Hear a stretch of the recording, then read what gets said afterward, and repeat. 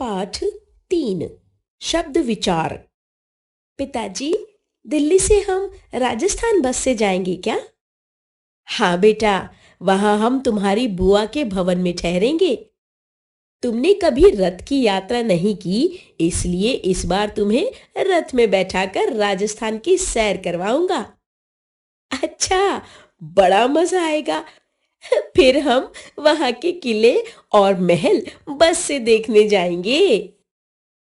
बच्चों, आप पिछले पाठ में वर्ण और वर्ण से शब्द और शब्दों से वाक्य कैसे बनते हैं जान चुके हैं।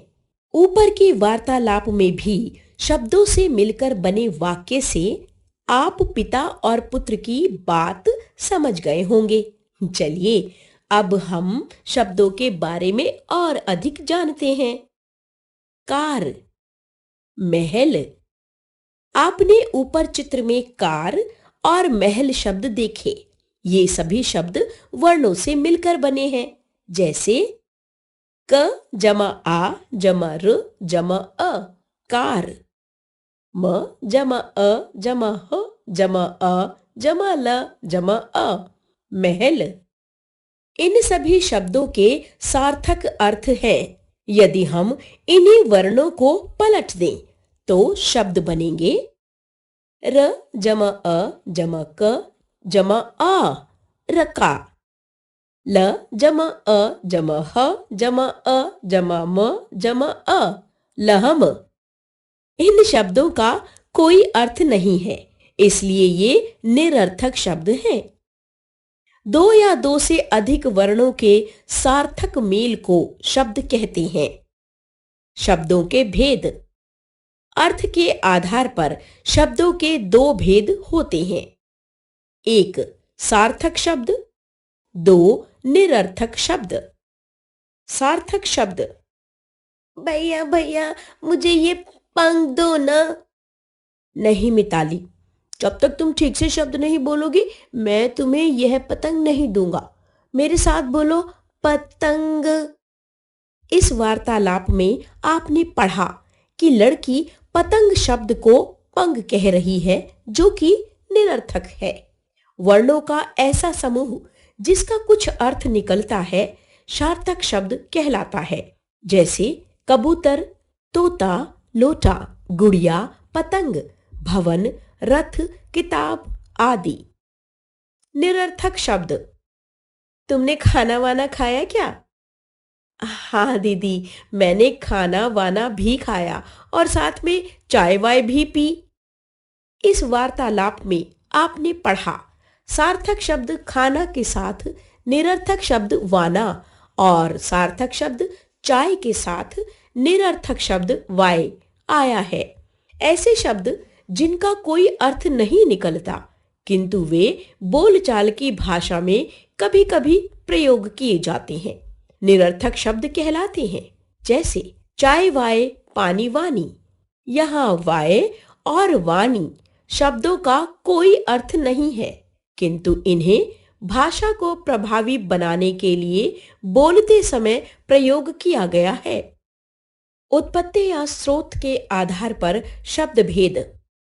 एक तत्सम शब्द, दो तद्भव शब्द, तीन देशज शब्द, चार विदेशज शब्द। तत्सम शब्द। संस्कृत भाषा के वे शब्द जो अपने मूल रूप में ही हिंदी भाषा में प्रयोग होते हैं, उन्हें तत्सम शब्द कहते हैं, जैसे पुत्र, अग्नि, सूर्य आदि। तद्भव शब्द।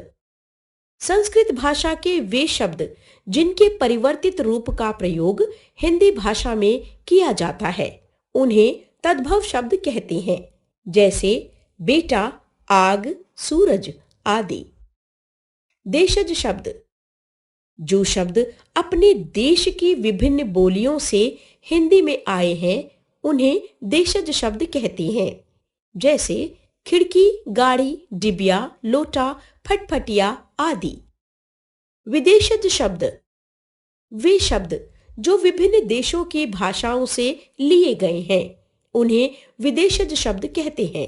नई वर्तनी के अनुसार विदेशज शब्दों में आने वाले ज और फ में प्रयोग किए गए बिंदु को नुक्ता कहते हैं, जैसे तूफान, जरूर, बाजार, दफ्तर, परहेज, फकीर आदि।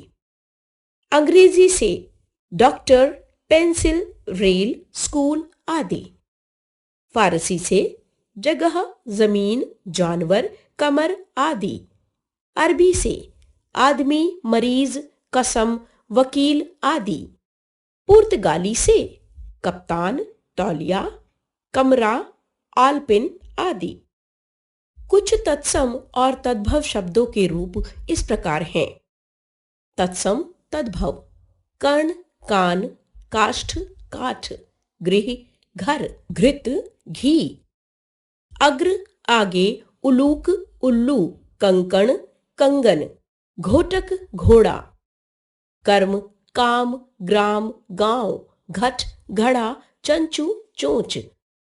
अंबा, अम्मा, उष्ट्र, ऊंट, कपोत, कबूतर, मयूर, मोर। हमने सीखा, एक या एक से अधिक ध्वनियों या वर्णों के सार्थक मेल को शब्द कहते हैं। शब्दों के भेद उनके अर्थ एवं स्रोत के आधार पर होते हैं। अर्थ के आधार पर शब्दों के दो भेद हैं: एक सार्थक शब्द, दो निरर्थक शब्द। उत्पत्ति या स्रोत के आधार पर शब्दों के चार भेद होते हैं: तत्सम, तद्भव, देशज, विदेशज।